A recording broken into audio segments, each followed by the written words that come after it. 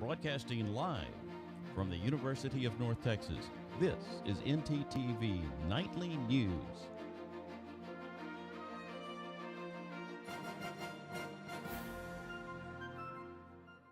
The yeas are 53, the nays are 47, and this nomination is confirmed.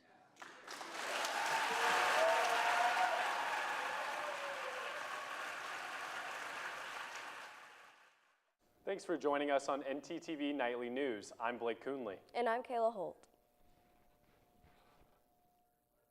History was made this morning in the Senate's confirmation of Supreme Court Justice Ketanji Brown Jackson, the first black woman ever nominated for this position. The decision came after a 6-week confirmation process and a 53-47 vote fulfilling President Biden's campaign to promise black voters. And as the first Democratic nominee to the high court in 12 years, it's paving a way for an all-inclusive panel. UNT professor Matthew Eshba-Soha has more on what this means for the country. I think we're not going to see much of a shift in, the ideological leaning of the court, but I think what's great about diversity and different experiences is that you have different voices and different points of view on the court, which is increasingly important, so that the court, even though it's not elected by the American people, is still supposed to be representative of it. Judge Jackson will assume her position in late June or early July when Justice Stephen Breyer officially steps off the bench and into retirement. Despite new economic and political sanctions from the United Nations, Russia seems focused on continuing their war in Ukraine. Gloria Pazmino is tracking the story and has more on the shift in Russian activity. $3.5 million in medical supplies being loaded onto a plane in Seattle, bound for Poland, then Ukraine, all thanks to the work of roughly 40 Stanford students. Kate Slankova helping lead the way. And like a snowball, little by little, with all the help and all the supporters here at Stanford, this converted into this huge humanitarian mission. And it all started with one medical student, Josh Pickering. The young Navy vet was ready to pack suitcases full of medical supplies, but it quickly turned into more. And this whole mission just was born in our minds. We're like, why don't we limit ourselves to suitcases? Why don't we try to find a plane? Why don't we, use our Stanford network? Students started tapping their contacts, from former employers to major foundations. Josh making his way to Poland to help with the delivery. Evening. Plane landed at around midnight. They spent the entire night loading up the trucks. And from there they drove, crossing the border into Ukraine and dropping supplies off in Lviv. It was really just a completion of, a Herculean effort that our entire team completed, and it was, ensuring the delivery of these supplies that we had gathered in these donations. And these Stanford students aren't stopping at a single shipment. They have a number of projects on the go to get immediate help to the people of Ukraine. There is another plane on April 11th, and we are working with other NGOs to make sure that all supplies that are available right now are going on that plane. They've also started another fundraiser for more humanitarian aid. Very motivating to continue the effort because they are of the mind, we will fight, we just need, help. As for Kate, she has no plans to slow her efforts in helping her homeland. Every day I think, it couldn't be worse. But then you see the news and apparently something's happened that you could not even imagine. Tara Campbell, ABC 7 News.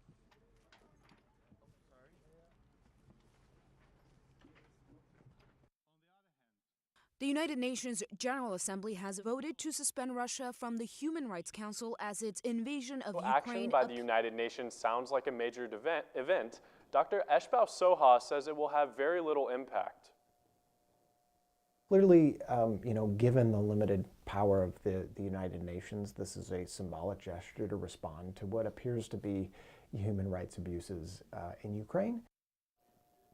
Earlier in the week, we had a few storms hit us pretty hard. We sure did. Over at my house, there was a little bit of hail coming down, and I'm so glad that's over.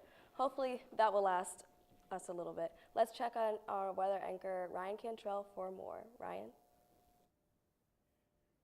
Well, y'all, I can confidently say it's time to say hello summer here in Denton because we're finally out of winter's cold spell and we're finally seeing some beautiful spring temperatures. Now, speaking of which, clear and breezy here in Denton with an actual temperature of 67 at the moment and northwest winds at 25 miles per hour. It is actually very windy, so much so in fact that the National Weather Service does have a wind advisory for Denton County until 7 p.m. tonight. Now on to tonight, we'll see those clear skies come into about, and temperatures will dip to 53 degrees, and winds will calm down finally to 8 miles per hour. Now on to tomorrow, those clear skies will remain yet again, and temperatures will climb into the mid-60s with a 68-degree actual temperature, and winds will climb back up to 12 miles per hour. Now that's all I have for my first look weather forecast. Stick around as I talk about Monday's storms and storm safety. Kayla? Thanks, Ryan.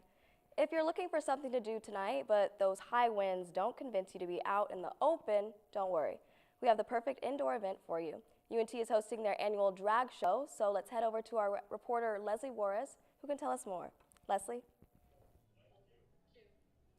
Thanks, Kayla. That's right. I'm live here outside of the Emerald Ballroom in the Student Union. We're here in just about 40 minutes. We're about to experience what many consider the show of the semester.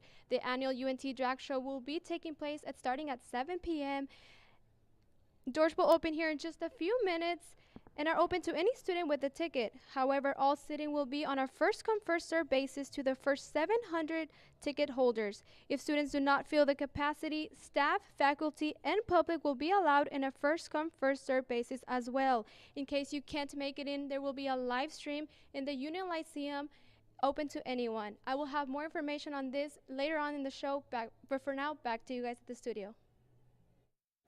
More than a century after they went missing, priceless journals have been found. Later in the newscast, a sweet take on some new art. Thanks, Kayla. There's a new art show here at UNT, mixing the old with the new. We have more.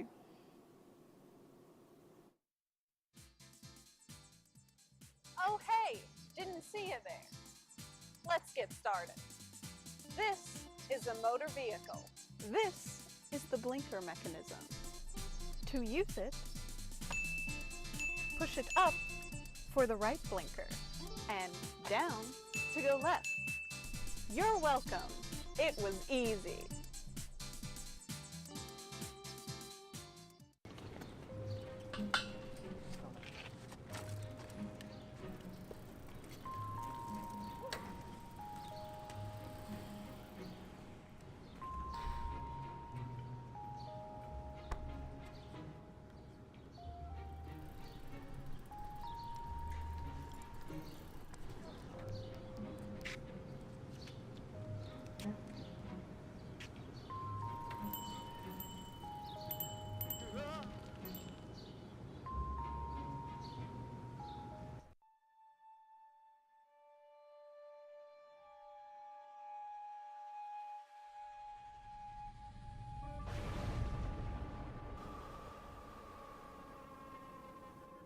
Near Sanctus Spiritus.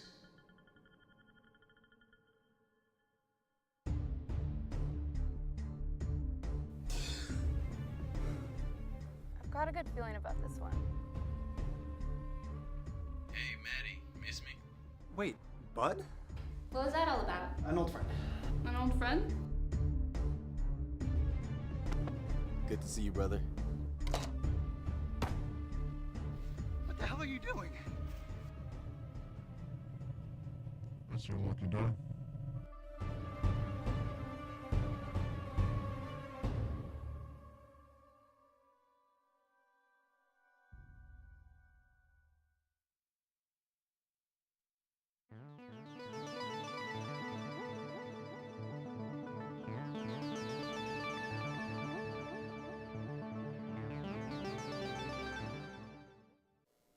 Welcome back. Tonight, a lot going on in the world of technology. A new app called Talk Motion is available now on the Google Play Store. The creation of this app all started right here at UNT in order to improve mobility for the disabled. ntTV's Christine Guevara got the chance to explore this innovative idea and meet the creators themselves. Check it out. Thank you for the effort. You're welcome.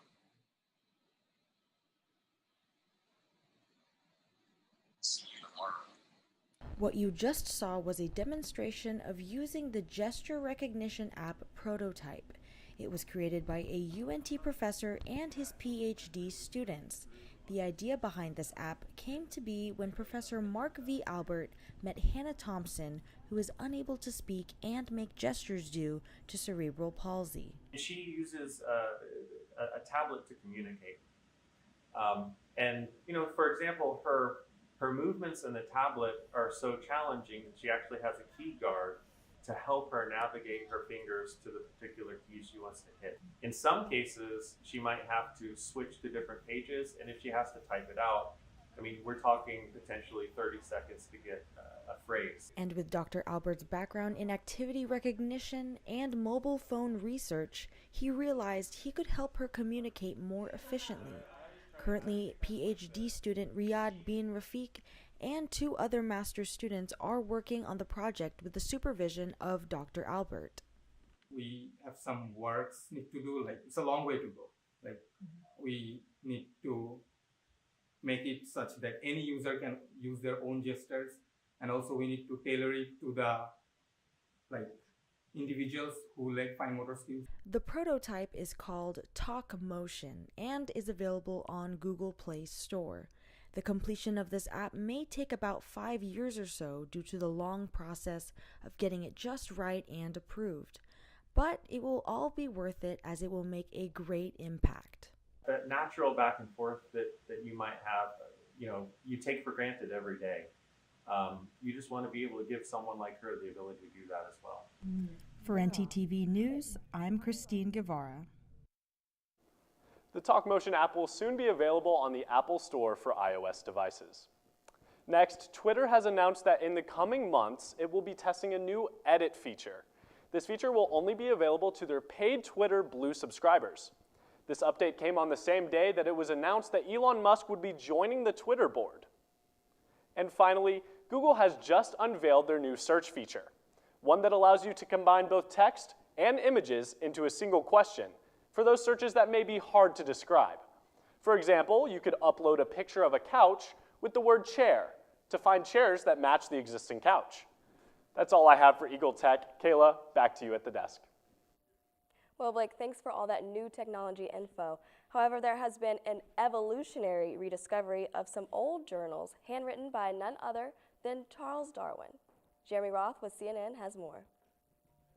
More than 20 years after they were first reported missing, a set of rare notebooks once belonging to Charles Darwin, yes, the Charles Darwin, are now back safe and sound at the UK's University of Cambridge. The notebooks, thought to be worth millions, were discovered missing from a university special collection in 2001. 2 decades later, after appealing publicly for info on the missing books, a package with a mysterious note anonymously showed up at the university library. Inside were the precious notebooks, which contained some of Darwin's earliest notes on his theory of natural selection, including an 1837 sketch of the naturalist's famous Tree of Life. Historians at Cambridge say they are elated to have the treasures back safe and sound. For Take a Look at This, I'm Jeremy Roth. I'm glad they were able to find some of his old work. Now, switching gears, let's talk weather. It's spring, and here in Texas, that means severe weather and pollen. Weather anchor Ryan Cantrell has all of that covered. Ryan, what can we expect over the next few days?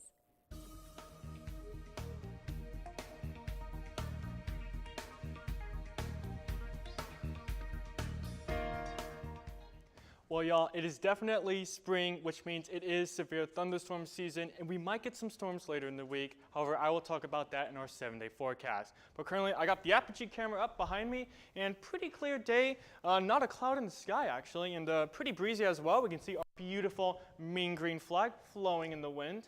However, speaking of wind, also brings up the risks of fires. Now, behind me, I have the current fire map of the state of Texas and above Oklahoma and a little bit of Kansas, basically mapping out where all the fires are that are currently active.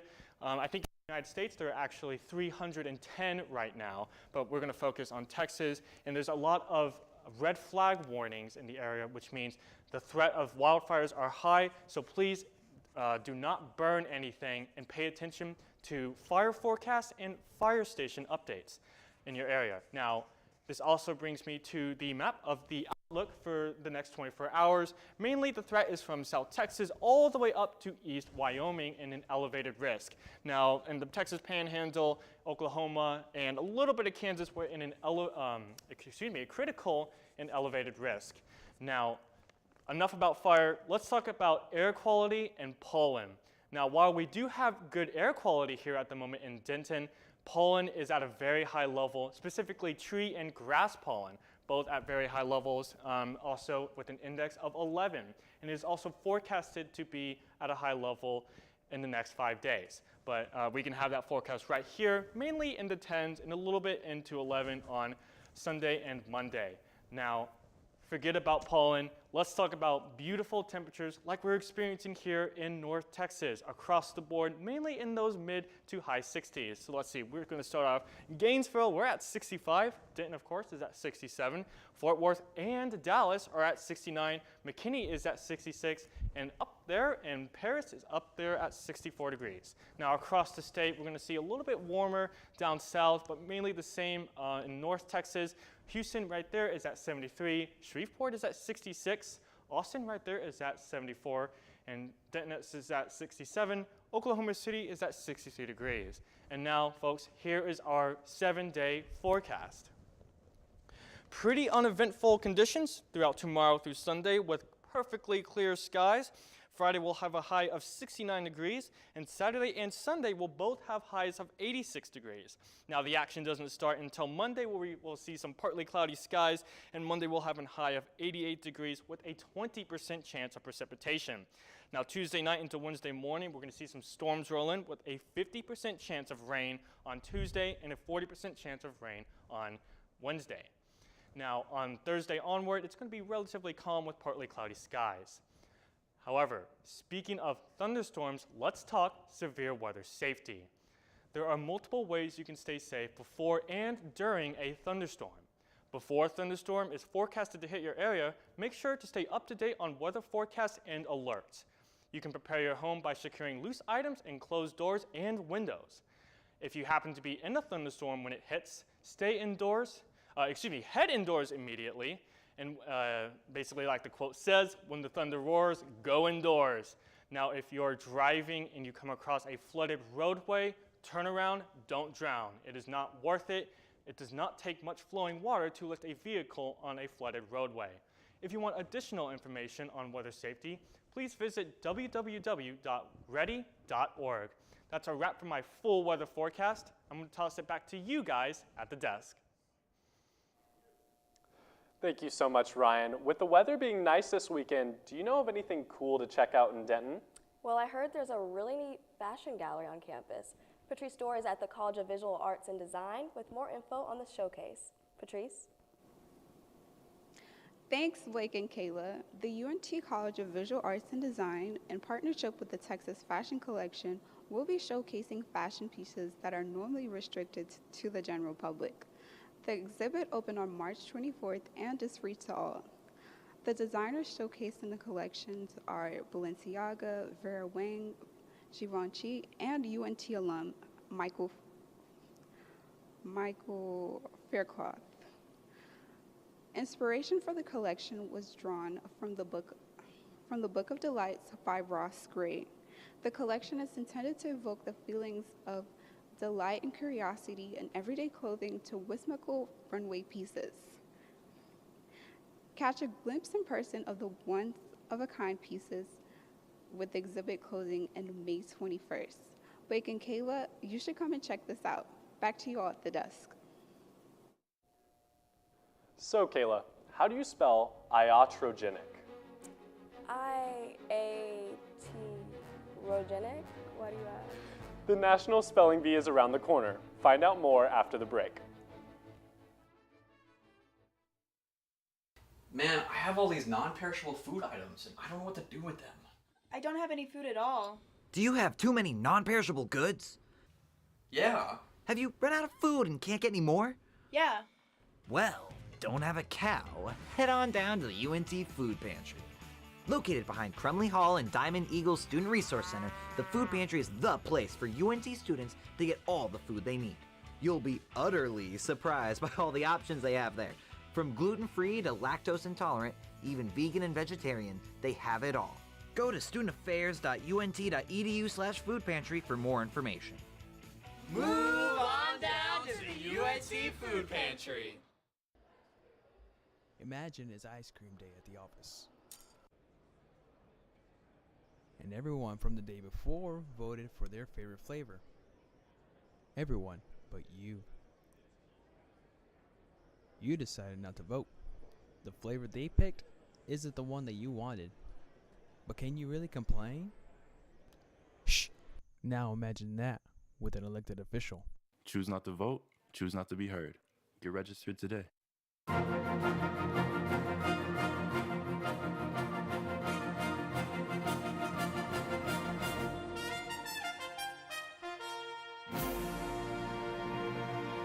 If you recall before the break, we were attempting to spell the word iatrogenic, unsuccessfully. However, Dallas 8th grader Lindsay Roberts can spell the word, and she is headed to the 2022 Scripps National Spelling Bee. This year also marks LeVar Burton's first year as the competition's host. The longtime Reading Rainbow host will give the show some new star power as a longtime literacy advocate. All of us here wish Lindsay the best of luck in Washington, D.C. on June 2nd. Let's check back in with ntTV reporter Leslie Juarez, live at UNT Emerald's Ballroom covering the annual drag show. Leslie, how's it looking over there? Thanks, Kayla. It's looking like a classic drag show here at the Emerald. Tonight with me, I'm joined by Myra Dirani, marketing coordinator for UPC, who will be telling us a little bit more about what to expect. Thank you for joining us. Yeah, thank you for having me. Can you tell us how's the energy looking on the staff and the students that are part of the show? Yeah, there's a lot of great energy happening. We have a really cool student showcase happening. They've been practicing really hard, and I'm sure it's going to be amazing. And Akira is our host, and she has a really great show going on. What has been the energy of the event so far? People have been really hyped on social medias. Our posts have been shared. People have been reposting. A lot of questions. We actually got sold out of tickets this morning, so that's definitely great. It looks like it's getting pretty packed. Thank you for being with us. I'm going to go ahead and save me a spot, but for now, back to you guys at the studio.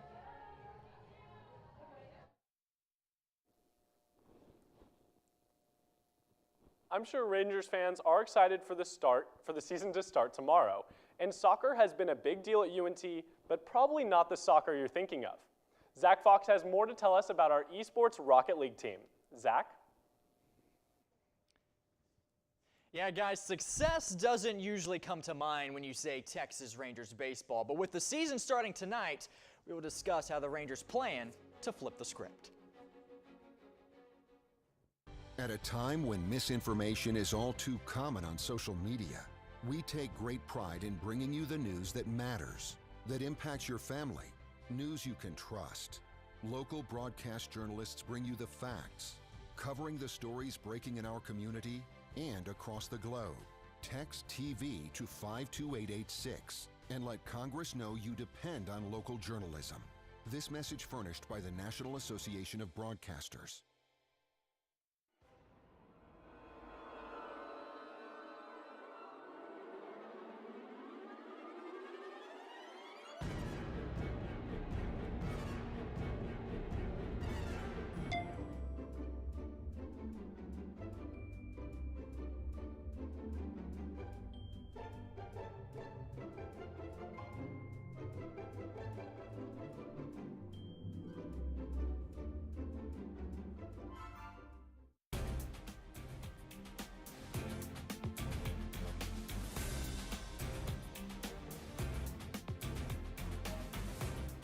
With the 2022 MLB season starting up tonight, all eyes are on the Texas Rangers and how they respond after a very productive offseason.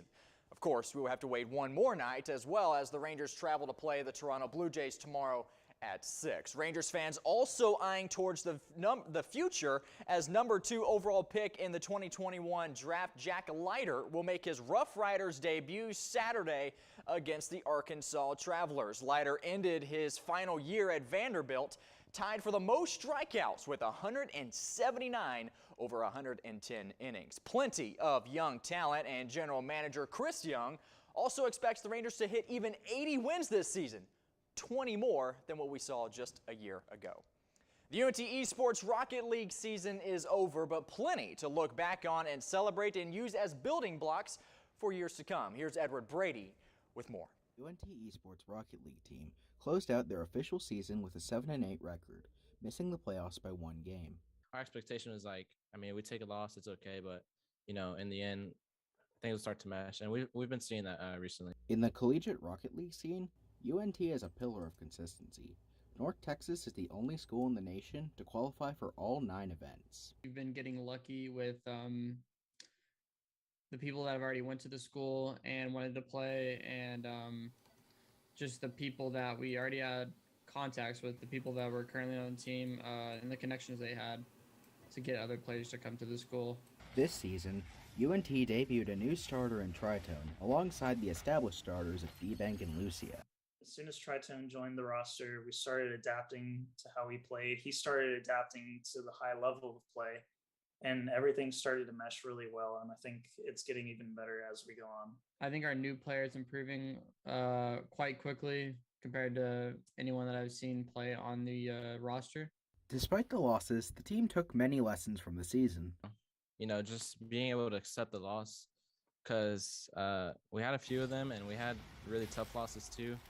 And, having this mentality, you take a loss and it carries on with you for the rest of the week. You can't really have that mentality, and especially in collegiate Rocket League, because you have games almost every other day.